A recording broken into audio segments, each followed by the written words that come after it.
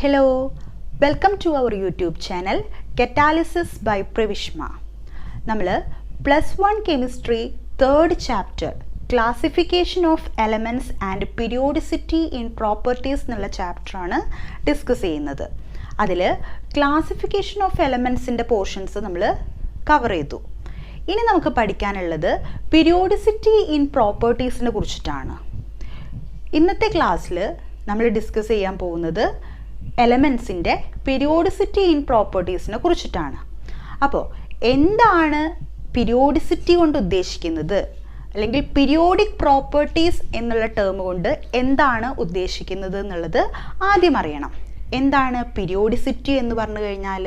അതായത് periodic properties എന്ന് പറഞ്ഞു കഴിഞ്ഞാൽ there are certain properties which repeats at definite intervals. അതായത് ഡെഫിനിറ്റ് ആയിട്ടുള്ള ഒരു ടൈം പീരീഡിൽ, ഒരു ഇൻ്റർവെല്ലിൽ റിപ്പീറ്റ് ചെയ്ത് വരുന്ന കുറച്ച് പ്രോപ്പർട്ടീസ് ഉണ്ട്. അത്തരം പ്രോപ്പർട്ടീസിനെയാണ് നമ്മൾ പീരിയോഡിക് പ്രോപ്പർട്ടീസ് എന്ന് വിളിക്കുന്നത്. ഓക്കെ, ആ ടേം അപ്പോൾ ക്ലിയർ ആയി എന്താണ് പീരിയോഡിക് പ്രോപ്പർട്ടീസ് എന്ന് പറയുന്നത്. ഇനി നമുക്കറിയാം എലമെൻസിന് ഫിസിക്കൽ പ്രോപ്പർട്ടീസും ഉണ്ട്, കെമിക്കൽ പ്രോപ്പർട്ടീസും ഉണ്ട്. ഈ രണ്ട് പ്രോപ്പർട്ടീസും പീരിയോഡിസിറ്റി കാണിക്കാറുണ്ട്. അതായത് ഡെഫിനിറ്റ് ഇൻ്റർവെൽസിൽ റിപ്പീറ്റ് ചെയ്ത് വരാറുണ്ട്. ഫസ്റ്റ് നമ്മൾ ഡിസ്കസ് ചെയ്യുന്നത് എലമെൻസിൻ്റെ ഫിസിക്കൽ പ്രോപ്പർട്ടീസിൽ വരുന്ന പീരിയോഡിസിറ്റി. ഓക്കെ, അപ്പോൾ എലമെൻസിൻ്റെ ഫിസിക്കൽ പ്രോപ്പർട്ടീസ് പീരിയോഡിസിറ്റി കാണിക്കുന്നത് ഇപ്പോൾ അറ്റോമിക് റേഡിയസ്, അയണൈസേഷൻ എൻതാൽപ്പി, അതേപോലെ തന്നെ electron gain enthalpy, electro negativity, electro positivity, ഇതൊക്കെ പീരിയോഡിസിറ്റി കാണിക്കാറുള്ള പ്രോപ്പർട്ടീസാണ്. ഇതിൽ ഓരോന്നും 1 by 1 ആയിട്ട് നമുക്ക് ഡിസ്കസ് ചെയ്യാം. ഓക്കെ, അപ്പോൾ ആദ്യം നമ്മൾ ഡിസ്കസ് ചെയ്യാൻ പോകുന്നത് അറ്റോമിക് റേഡിയസിനെ കുറിച്ചിട്ടാണ്. എലമെൻസിൻ്റെ അറ്റോമിക് റേഡിയസിനെ കുറിച്ചിട്ടാണ്. അപ്പോൾ എന്താണ് അറ്റോമിക് റേഡിയസ്, എങ്ങനെയാണ് പീരിയോഡിക് ടേബിളിലെ ഗ്രൂപ്പ്സ് ആൻഡ് പീരീഡ്സിൽ ഈ അറ്റോമിക് റേഡിയസ് വാരി ചെയ്യുന്നത്, എങ്ങനെയാണ് പീരിയോഡിസിറ്റി കാണിക്കുന്നത് തുടങ്ങിയ കാര്യങ്ങളാണ് നമ്മൾ ഇന്നത്തെ ക്ലാസ്സിൽ ഡിസ്കസ് ചെയ്യാനായിട്ട് പോകുന്നത്. ആദ്യം അറ്റോമിക് റേഡിയസ് എന്താണെന്നുള്ളത് അറിയണം. എന്താണ് അറ്റോമിക് റേഡിയസ് എന്ന് പറഞ്ഞു കഴിഞ്ഞാൽ? Atomic radius is defined as the distance between the nucleus and the outermost shell which contains electrons. അതായത് അറ്റോമിക് റേഡിയസ് എന്ന് പറഞ്ഞു കഴിഞ്ഞാൽ ഒരു ആറ്റത്തിൻ്റെ ന്യൂക്ലിയസും അതിൻ്റെ ഔട്ടർമോസ്റ്റ് ഷെല്ലില്ലേ, അതായത് ഇലക്ട്രോൺ കണ്ടെയ്ൻ ചെയ്തിട്ടുള്ള ഔട്ടർമോസ്റ്റ് ഷെല്ല്, അത് രണ്ടും തമ്മിലുള്ള ഡിസ്റ്റൻസിനെയാണ് നമ്മൾ അറ്റോമിക് റേഡിയസ് എന്നുള്ള ടേം കൊണ്ട് ഉദ്ദേശിക്കുന്നത്. നമുക്കറിയാം ആറ്റം എന്ന് പറയുമ്പോൾ എക്സ്ട്രീംലി സ്മോൾ ആണ് അല്ലേ? അപ്പോൾ അതിൻ്റെ റേഡിയസ് എന്ന് പറയുമ്പോൾ വീണ്ടും ചെറുതാവും. അപ്പോൾ അതുകൊണ്ട് തന്നെ നമ്മൾ അറ്റോമിക് റേഡിയസിന് ഡയറക്റ്റായിട്ട് പറയാനായിട്ട് ഡിഫിക്കൽട്ടാണ്. സോ നമ്മൾ atomic radius, covalent radius, ionic radius, van der Waals radius എന്നതിൻ്റെയൊക്കെ ടേംസിലാണ് എക്സ്പ്രസ് ചെയ്യാറ്. അറ്റോമിക് റേഡിയസ് നമ്മൾ പൈക്കോമീറ്റർ അല്ലെങ്കിൽ ആംസ്ട്രോങ് യൂണിറ്റിലാണ് എക്സ്പ്രസ് ചെയ്യുന്നത്. അറ്റോമിക് റേഡിയസ് കണ്ടെത്തുന്നതിന് വേണ്ടിയിട്ട് നമ്മൾ എക്സ്റേ ഡിഫ്രാക്ഷൻ മെത്തേഡും സ്പെക്ട്രോസ്കോപ്പിക് ടെക്നിക്സ് ഒക്കെയാണ് യൂസ് ചെയ്യുന്നത്. എന്താണ് കോവാലന്റ് റേഡിയസ് എന്ന് പറഞ്ഞു കഴിഞ്ഞാൽ? It is defined as the half of the internuclear distance between two covalently bonded atoms. എക്സാമ്പിളായിട്ട് പറയുകയാണെങ്കിൽ Cl2 എടുക്കാം. രണ്ട് ക്ലോറിൻ ആറ്റംസ് തമ്മിൽ കോവലൻ്റ് ബോണ്ടോട് കൂടിയിട്ട് എക്സിസ്റ്റ് ചെയ്യുകയാണ്. അപ്പോൾ രണ്ട് ക്ലോറിൻ ആറ്റത്തിൻ്റെയും ന്യൂക്ലിയസ്, ആ ന്യൂക്ലിയസിൻ്റെ സെൻറ്റർ തമ്മിലുള്ള ഡിസ്റ്റൻസ് ഇല്ലേ, ഡിസ്റ്റൻസിൻ്റെ ഹാഫ്, അതായിരിക്കും കോവലൻ്റ് റേഡിയസ് എന്ന് പറഞ്ഞു കഴിഞ്ഞാൽ. Clear? Half of the internuclear distance between two covalently bonded ആയിട്ടുള്ള ആറ്റം. ക്ലിയർ? കൂടുതലായിട്ടും നമ്മൾ കോവലൻ്റ് റേഡിയസ് പറയുന്നത് നോൺ മെറ്റൽസിൻ്റെ കേസസിലാണ്. അതായത് കോവലൻ്റ് ബോണ്ടോട് കൂടിയിട്ട് എക്സിസ്റ്റ് ചെയ്യുന്ന നോൺ മെറ്റൽസ്. ഓക്കെ, ദെൻ എക്സാമ്പിളായിട്ട് നമ്മൾ ക്ലോറിൻ ആറ്റം എടുക്കുകയാണ്, Cl2. അതിലെങ്ങനെയാണ് കോവലൻ്റ് ബോണ്ടോട് കൂടിയിട്ടാണ് രണ്ട് ക്ലോറിൻ ആറ്റംസും എക്സിസ്റ്റ് ചെയ്യുന്നത്. അവയുടെ ഇൻ്റർന്യൂക്ലിയർ ഡിസ്റ്റൻസ് എന്ന് പറയുന്നത് 198 പൈക്കോമീറ്റർ ആണ്. ഓക്കെ, ദെൻ അതിൻ്റെ ഹാഫ് എന്ന് പറയുമ്പോൾ 99 പൈക്കോമീറ്റർ വരും. ക്ലിയർ? അപ്പോൾ Cl2ൻ്റെ കോവാലന്റ് റേഡിയസ് എന്ന് പറയുന്നത് 99 പൈക്കോമീറ്റർ ആണ്. ക്ലിയർ? നെക്സ്റ്റ് നമുക്ക് അയോണിക് റേഡിയസ് എന്നുള്ള കൺസെപ്റ്റ് എന്താണെന്നുള്ളത് നോക്കാം. അയോണിക് റേഡിയസ് അല്ലെങ്കിൽ മെറ്റാലിക് റേഡിയസ് എന്ന് പറഞ്ഞു കഴിഞ്ഞാൽ നമുക്കറിയാം അയോണിക് ബോണ്ട് കാണിക്കുന്നത് മെറ്റൽസിലാണ് അല്ലേ, മെറ്റൽസ് ആണ് അയോണിക് ബോണ്ട് ഫോം ചെയ്യുന്നത്. അതുകൊണ്ട് അതിനെ മെറ്റാലിക് റേഡിയസ് അല്ലെങ്കിൽ അയോണിക് റേഡിയസ് എന്ന് പറയാം. ദെൻ ഈ അയോണിക് റേഡിയസ് എന്താണ്? It is defined as the half of the internuclear distance between to ions in A metal crystal. അതായത് ഒരു മെറ്റൽ ക്രിസ്റ്റലിൽ അയോൺസ് ആയിട്ടായിരിക്കും എക്സിസ്റ്റ് ചെയ്യുന്നുണ്ടായിരിക്കുക, അവിടെ അയോണിക് ബോണ്ടാണ്. അവയുടെ ആ രണ്ട് അയോൺസിൻ്റെ ഇൻ്റർന്യൂക്ലിയർ ഡിസ്റ്റൻസിൻ്റെ ഹാഫ്. എക്സാമ്പിൾ പറയുകയാണെങ്കിൽ NaCl, സോഡിയം ക്ലോറൈഡ്, സോഡിയം അയോണും ഉണ്ട് ക്ലോറിൻ അയോണും ഉണ്ട്, ക്ലോറൈഡ് അയോൺ. ഇത് രണ്ടും കൂടിയിട്ട് എക്സിസ്റ്റ് ചെയ്യുന്നത് അയോണിക് ബോണ്ടോട് കൂടിയിട്ടാണ്. ഈ രണ്ട് ആറ്റങ്ങളുടെയും അല്ലെങ്കിൽ അയോണുകളുടെയും ഇൻ്റർന്യൂക്ലിയർ ഡിസ്റ്റൻസിൻ്റെ ഹാഫ് എടുത്തു കഴിഞ്ഞാൽ നമുക്ക് മെറ്റാലിക് റേഡിയസ് അല്ലെങ്കിൽ അയോണിക് റേഡിയസ് കിട്ടും. ക്ലിയർ? ഇതേപോലെ തന്നെയാണ് വാണ്ടർവാൾസ് റേഡിയസ് എന്ന് പറയുന്നത്. ഡിഫറൻസ് എന്താണെന്ന് വെച്ചാൽ വാണ്ടർവാൾസ് റേഡിയസ് എന്ന് പറയുമ്പോൾ രണ്ട് ആറ്റംസും സെപ്പറേറ്റ് ആറ്റംസ് ആയിരിക്കും, ബോണ്ട് അവിടെ ഉണ്ടായിരിക്കില്ല. ഓക്കെ, വാണ്ടർവാൾസ് റേഡിയസ് എന്ന് പറഞ്ഞു കഴിഞ്ഞാൽ it is defined as the half of the internuclear distance between to non bonded atoms of two separate molecules. രണ്ട് സെപ്പറേറ്റ് ആയിട്ടുള്ള ഡിഫറെൻ്റ് ആയിട്ടുള്ള മോളിക്യൂൾസിൻ്റെ ഇൻ്റർന്യൂക്ലിയർ ഡിസ്റ്റൻസിൻ്റെ ഹാഫ് ആയിരിക്കും. ക്ലിയർ ആയോ? അവ സോളിഡ് സ്റ്റേറ്റിലും ആയിരിക്കും. ഇപ്പോൾ നമ്മൾ കോവലൻറ്റ് റേഡിയസ് എന്താണ്, അയോണിക് റേഡിയസ് അല്ലെങ്കിൽ മെറ്റാലിക് റേഡിയസ് എന്താണ്, വാണ്ടർവാൾസ് റേഡിയസ് എന്താണെന്നുള്ള കൺസെപ്റ്റ് കണ്ടു. ഇനി എങ്ങനെയാണ് പീരിയോഡിക് ടേബിളിൽ അലോങ് ദ പീരീഡും അലോങ് ദ ഗ്രൂപ്പിലും ഇത് വാരി ചെയ്യുന്നത് എന്നുള്ളത് നെക്സ്റ്റ് നോക്കാം. So variation of atomic radius in groups and periods. First നമുക്ക് പീരീഡിൽ എങ്ങനെയാണ് അറ്റോമിക് റേഡിയസ് വാരി ചെയ്യുന്നത് എന്നുള്ളത് നോക്കാം. എന്താണ് പീരീഡ് എന്ന് പറഞ്ഞു കഴിഞ്ഞാൽ ഇങ്ങനെ, അതായത് പീരിയോഡിക് ടേബിളിൻ്റെ ലെഫ്റ്റ് ടു റൈറ്റ്, അതിനെയാണ് നമ്മൾ പീരീഡ് എന്ന് പറയുന്നത്. പീരീഡിൽ എന്താണ് സംഭവിക്കുന്നത്? അതായത് പീരീഡിൽ നമുക്കറിയാം അറ്റോമിക് നമ്പർ ഇൻക്രീസ് ചെയ്യുന്നുണ്ട്, അല്ലെങ്കിൽ as we go from left to right of a periodic table atomic number is increasing അല്ലേ. അറ്റോമിക് നമ്പർ ഇൻക്രീസ് ചെയ്യുമ്പോൾ നമുക്കറിയാം ഇലക്ട്രോൺസിൻ്റെ എണ്ണം ഇൻക്രീസ് ചെയ്യുകയാണ് ചെയ്യുന്നത്. ഈ ഇലക്ട്രോൺസ് ആഡ് ചെയ്യുന്നത് സെയിം ഷെല്ലിലല്ലേ?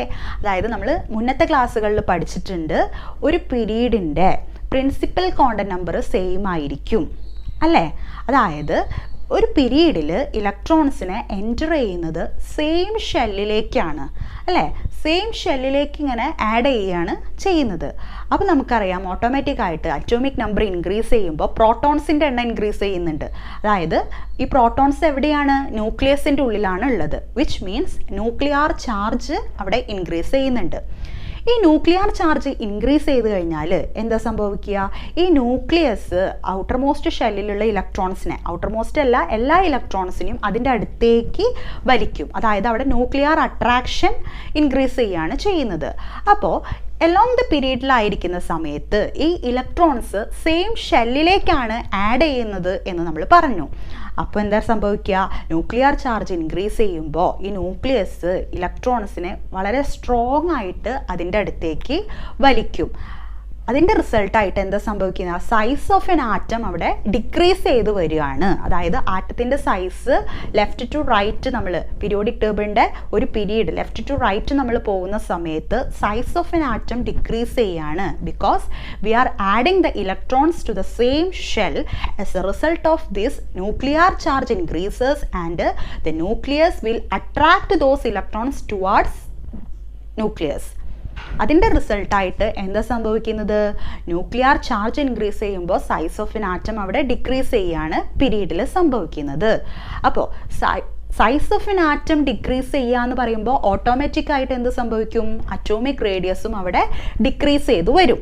പീരിയോഡിക് ടേബിളിൽ നോക്കുന്ന സമയത്ത് ലെഫ്റ്റ് സൈഡിലായിരിക്കോ റൈറ്റ് സൈഡിലായിരിക്കോ അറ്റോമിക് റേഡിയസ് കൂടുതൽ വരുന്നത്? അറ്റോമിക് റേഡിയസ് കൂടുതൽ വരുന്നത് ലെഫ്റ്റ് സൈഡിൽ ആയിരിക്കും. അതായത് പീരിയോഡിക് ടേബിളിൽ ഫസ്റ്റ് ഗ്രൂപ്പിന് ആയിരിക്കും അറ്റോമിക് റേഡിയസ് കൂടുതൽ വെൻ കമ്പയർഡ് ടു ഹാലജൻസ് അല്ലെങ്കിൽ നോബിൾ ഗ്യാസസ്. ക്ലിയർ ആയല്ലോ?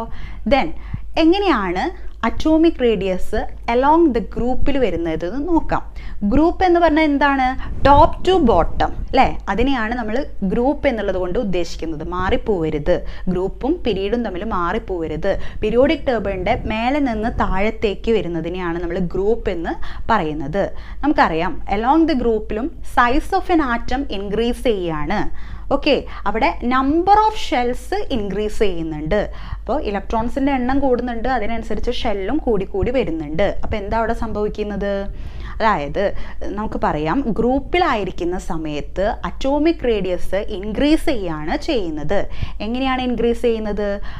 ഫ്രം ടോപ്പ് ടു ബോട്ടം അല്ലെങ്കിൽ along a group size of an atom increase ചെയ്യാണ്, നമ്പർ ഓഫ് ഷെൽസ് അവിടെ ഇൻക്രീസ് ചെയ്യാണ്. അപ്പോൾ ഇലക്ട്രോൺസ് ഇൻക്രീസ് ചെയ്യാണ് അല്ലേ? അപ്പോൾ ന്യൂക്ലിയർ ചാർജ് അവിടെ എന്താ സംഭവിക്കുന്നത് എന്ന് വെച്ച് കഴിഞ്ഞാൽ അവിടെ നമ്പർ ഓഫ് ഷെൽസും ഇൻക്രീസ് ചെയ്യുന്നുണ്ട്. ഷീൽഡിങ് ഇഫക്റ്റ്, ഓക്കെ, കേട്ടിട്ടുണ്ടോ? ഷീൽഡിങ് ഇഫക്റ്റ് അല്ലെങ്കിൽ സ്ക്രീനിങ് ഇഫക്റ്റും അവിടെ ഇൻക്രീസ് ചെയ്യാണ്. അപ്പോൾ എന്താണ് ഈ ഷീൽഡിങ് ഇഫക്റ്റ് അല്ലെങ്കിൽ സ്ക്രീനിങ് ഇഫക്റ്റ് എന്ന് നമുക്കറിയണം. അതായത് നമ്മൾ പറഞ്ഞു along a group size of an atom increase ചെയ്യാണ്, നമ്പർ ഓഫ് ഷെൽസ് ഇൻക്രീസ് ചെയ്യുകയാണെന്ന് പറഞ്ഞു. അതായത് ഈ ഇടയിലുള്ള ഷെൽസ്, അതായത് ഔട്ടർ മോസ്റ്റ് ഷെല്ലിൻ്റെ ഉള്ളിൽ ഒരുപാട് ഷെൽസ് വരും അല്ലേ? അതിന് നമ്മൾ ഇൻ്റർവെനിയിങ് ഷെൽസ് എന്നാണ് വിളിക്കുന്നത്. ഓക്കെ, അതിനപ്പോൾ ഇൻക്രീസ് ചെയ്ത് വരികയാണ്. ഇടയിലുള്ള ഷെൽസ്, ന്യൂക്ലിയസും ഔട്ടർ മോസ്റ്റ് ഷെല്ലിൻ്റെയും ഇടയിൽ വരുന്ന ഷെൽസ് അവിടെ ഇൻക്രീസ് ചെയ്യുകയാണ് size of an atom increase ചെയ്യുമ്പോൾ. അപ്പോൾ ഈ ഔട്ടർ മോസ്റ്റ് ഷെല്ലിൻ്റെ ഉള്ളിൽ വരുന്ന ഷെല്ലിലുള്ള ഇലക്ട്രോൺസ് എന്ത് ചെയ്യും എന്ന് പറഞ്ഞാൽ ഈ ന്യൂക്ലിയർ ചാർജിനെ, ന്യൂക്ലിയസിൻ്റെ ചാർജ് ഇല്ലേ, അതാണ് ന്യൂക്ലിയർ ചാർജ്, അതിനെ ഷീൽഡ് ചെയ്ത് വെക്കും അല്ലെങ്കിൽ തടഞ്ഞു നിർത്തും, സ്ക്രീൻ ചെയ്ത് വെക്കും എന്നൊക്കെ നമുക്ക് പറയാം. അതായത് തടഞ്ഞു നിർത്തുമ്പോൾ എന്താ സംഭവിക്കുക? അവിടെ ന്യൂക്ലിയർ ചാർജ് അവിടെ ഷീൽഡ് ചെയ്യപ്പെടും. അപ്പോൾ ഇഫക്റ്റീവ് ന്യൂക്ലിയർ ചാർജ് അവിടെ ആക്ച്വൽ ന്യൂക്ലിയർ ചാർജിനേക്കാളും കുറവായിട്ട് വരും. അതായത് ആക്ച്വൽ ന്യൂക്ലിയസിൻ്റെ ചാർജ് എത്രയാണോ അതിനെ ഇവർ ഷീൽഡ് ചെയ്യുന്ന സമയത്ത് ഈ ന്യൂക്ലിയസിന് നല്ല രീതിയിൽ നമ്മുടെ ഔട്ടർ മോസ്റ്റ് ഷെല്ലിലുള്ള ഇലക്ട്രോൺസിനെ അട്രാക്റ്റ് ചെയ്തിട്ട് അതിൻ്റെ അടുത്തേക്ക് വലിക്കാനായിട്ട് സാധിക്കില്ല. കാരണം ഈ ഇന്നർ ഷെൽസിലുള്ള ഇലക്ട്രോൺസ് അതിനെ ഷീൽഡ് ചെയ്യുന്നത് കൊണ്ട്. ഓക്കെ, അതാണ് ആക്ച്വൽ ന്യൂക്ലിയർ ചാർജ് എന്ന് പറയുന്നത് കുറയും അവിടെ. ക്ലിയർ ആയല്ലോ? അപ്പോൾ അതിൻ്റെ റിസൾട്ടായിട്ട് എന്താ സംഭവിക്കുക? അവിടെ സ്ക്രീനിങ് ഇഫക്റ്റ് കാരണം, ഈ ഒരു ഫിനോമിനനെയാണ് നമ്മൾ സ്ക്രീനിങ് ഇഫക്റ്റ്, ഈ ഒരു ഇഫക്റ്റിനെ നമ്മൾ സ്ക്രീനിങ് ഇഫക്റ്റ് അല്ലെങ്കിൽ ഷീൽഡിങ് ഇഫക്റ്റ് എന്നൊക്കെ പറയും. അപ്പോൾ ഈ സ്ക്രീനിങ് ഇഫക്റ്റ് കാരണം ഇഫക്റ്റീവ് ന്യൂക്ലിയർ ചാർജ് അവിടെ ഡിക്രീസ് ചെയ്യും. അപ്പോൾ ന്യൂക്ലിയസിന് ഔട്ടർ മോസ്റ്റ് ഷെല്ലിലുള്ള ഇലക്ട്രോൺസിനെ അട്രാക്റ്റ് ചെയ്യാനായിട്ട് നല്ല രീതിയിൽ സ്ട്രോങ് ആയിട്ട് അട്രാക്റ്റ് ചെയ്യാനായിട്ട് സാധിക്കില്ല. അതുകൊണ്ട് തന്നെ size of an atom along a group increase ചെയ്യാണ് ചെയ്യുന്നത്. ക്ലിയർ ആയല്ലോ? ഇതാണ് അറ്റോമിക് റേഡിയസിനെ കുറിച്ചിട്ട് നമുക്ക് എലോങ് എ ഗ്രൂപ്പും എലോങ് എ പീരീഡിലും പറയാനുള്ളത്.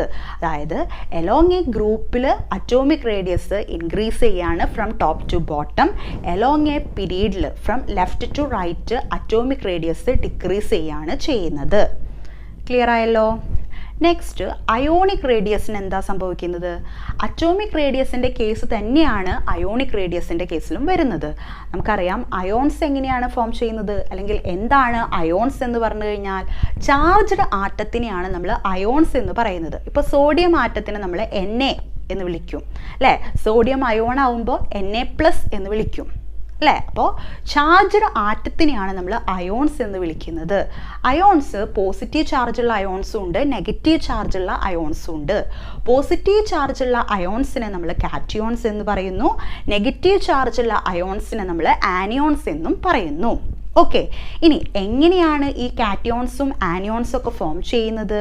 ഒരു ന്യൂട്രൽ ആറ്റം അല്ലെങ്കിൽ ഒരു പാരൻ്റ് ആറ്റം. ന്യൂട്രൽ ആറ്റം എന്ന് പറഞ്ഞു കഴിഞ്ഞാൽ ചാർജ് ഇല്ലാത്തൊരു ആറ്റം, അല്ലെങ്കിൽ പാരൻ്റ് ആറ്റം എന്ന് പറഞ്ഞാലും അത് തന്നെയാണ്. അപ്പോൾ സോഡിയം അത് ഒരു ഇലക്ട്രോണിനെ വിട്ടുകൊടുക്കുമ്പോൾ അതിന് പ്ലസ് ചാർജ് കിട്ടും, ഇലക്ട്രോണിനെ വാങ്ങുന്ന സമയത്ത് അതിന് മൈനസ് ചാർജും കിട്ടും. ക്ലിയർ ആയല്ലോ? അപ്പോൾ സോഡിയം ക്ലോറൈഡ് എടുക്കുകയാണെങ്കിൽ അതൊരു അയോണിക് കോമ്പൗണ്ടാണ്. അതായത് Na+Cl- എന്നാണ് അവ എക്സിസ്റ്റ് ചെയ്യുന്നത്.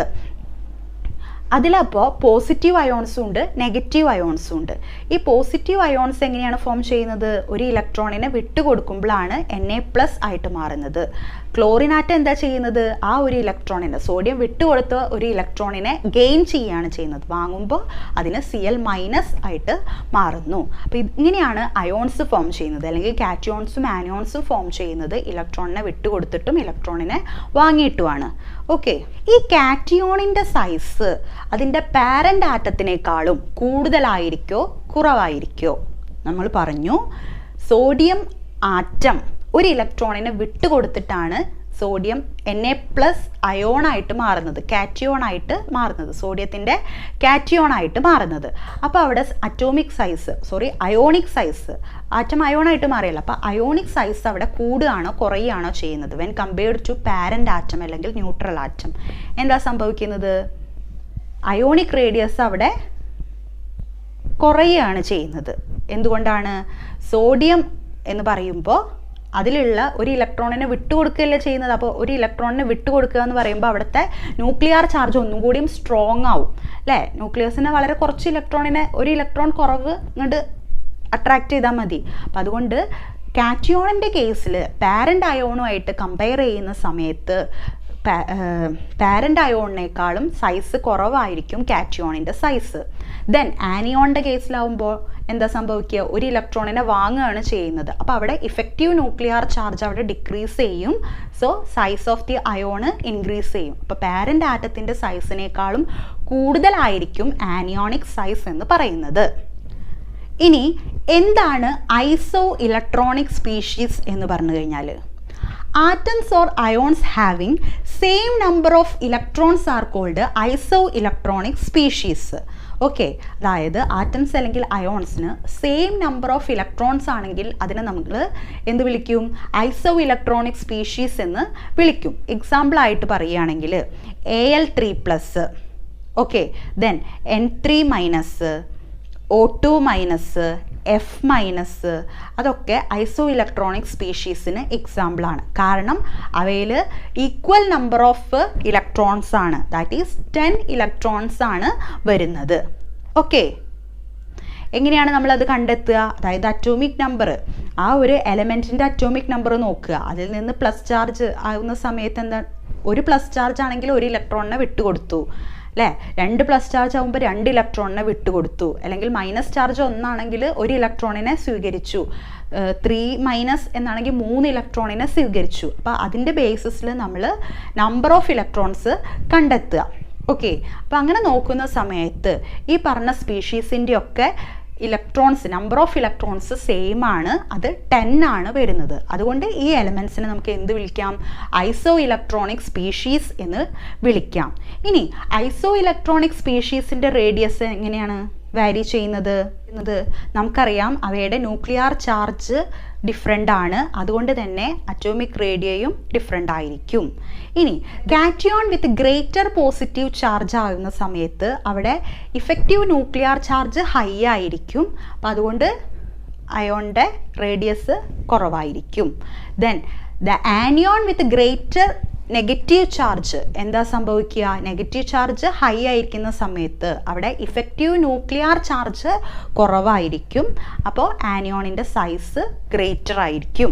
ക്ലിയർ ആയല്ലോ? അപ്പോൾ നമ്മൾ ഐസോ ഇലക്ട്രോണിക് സ്പീഷീസിൻ്റെ റേഡിയസിൻ്റെ വേരിയേഷനും കണ്ടു. ഐസോ ഇലക്ട്രോണിക് സ്പീഷീസ് എന്താണ് എന്നുള്ളതും കണ്ടു. അതായത് സെയിം നമ്പർ ഓഫ് ഇലക്ട്രോൺസ് ആയിരിക്കും ഉണ്ടായിരിക്കുക. Atoms or ions having same number of electrons. ഇന്നത്തെ ക്ലാസ്സിൽ നമ്മൾ ഡിസ്കസ് ചെയ്തത് പീരിയോഡിക് ടേബിളിലുള്ള എലമെൻസിൻ്റെ അറ്റോമിക് റേഡിയ എങ്ങനെയാണ് വാരി ചെയ്യുന്നത് along the group and period, അതാണ്. അപ്പോൾ എന്താണ് അറ്റോമിക് റേഡിയസ് എന്നുള്ളത് കണ്ടു, അതെങ്ങനെയാണ് എക്സ്പ്രസ് ചെയ്യുന്നത് എന്നുള്ള കാര്യങ്ങൾ, എങ്ങനെയാണ് വാരി ചെയ്യുന്നത് എന്നുള്ള കാര്യങ്ങളൊക്കെ നമ്മൾ ഇന്നത്തെ ക്ലാസ്സിൽ ഡിസ്കസ് ചെയ്തു. അപ്പോൾ ഇന്നത്തെ ക്ലാസ് നിങ്ങൾക്ക് മനസ്സിലായെങ്കിൽ നിങ്ങൾ വീഡിയോ ലൈക്ക് ചെയ്യുക, നിങ്ങളുടെ അഭിപ്രായങ്ങൾ കമൻറ്റ് ചെയ്യുക. അതേപോലെ തന്നെ നമ്മളുടെ ചാനൽ ആദ്യമായിട്ടാണ് കാണുന്നത് വെച്ചെങ്കിൽ ചാനൽ സബ്സ്ക്രൈബ് ചെയ്യുക, തൊട്ടടുത്തുള്ള ബെല്ലൈക്കൺ കൂടെ ക്ലിക്ക് ചെയ്യുക. പിന്നെ എൻ്റെ ടെലഗ്രാം ചാനൽ ആക്റ്റീവായിട്ടുണ്ട്. ടെക്സ്റ്റൽ ക്വസ്റ്റ്യൻസ് എല്ലാം നമ്മൾ അതിലൂടെ ഷെയർ ചെയ്യുന്നതായിരിക്കും. ആവശ്യമുള്ളവർക്ക് ജോയിൻ ചെയ്യാവുന്നതാണ്. നെക്സ്റ്റ് ഡേ പീരിയോഡിക് പ്രോപ്പർട്ടീസിൻ്റെ കണ്ടിന്യൂവേഷനായിട്ട് നമുക്ക് കാണാം. അതുവരേക്കും താങ്ക് യു.